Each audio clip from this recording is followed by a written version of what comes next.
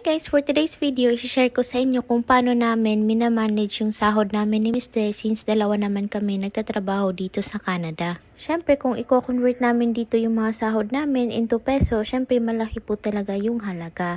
Pero imagine niyo po ay dollar din po yung mga ginagastos namin dito. So lahat po ng mga expenses namin dito, expenses po namin siya sa loob po ng isang buwan. So sa aming dalawa mag-asawa, yung sahod ko sa loob ng isang buwan ay yun po yung mga pinagkukunan namin sa lahat ng mga expenses.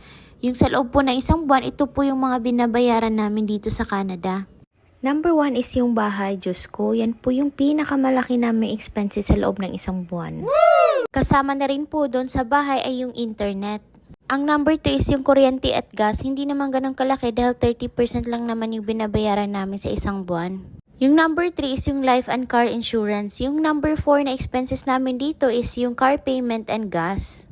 So number 5 is yung phone kasi yung phone po namin dito ay plan kaya meron po kaming monthly na binabayaran. Number 6 na monthly expenses namin ay ang credit card. So syempre pag kulang po talaga sa budget ay credit card po kami kumakapit. Number 7 yung monthly namin napadala dun sa Pilipinas, both parents.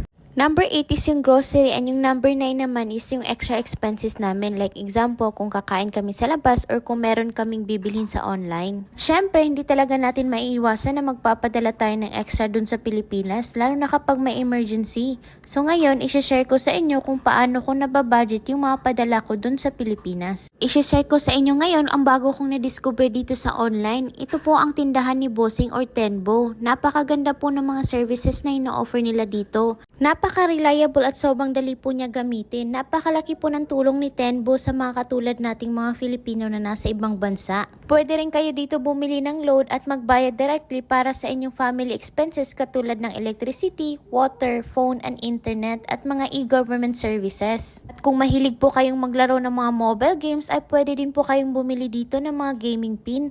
Napakadali lang po niyang gamitin. Ang gagawin niyo lang is go to tenbo.ph and registration is for free. So ano pang hinihintay ninyo? Mag-register na kayo dahil dito sa Tenbo, ikaw ang bossing.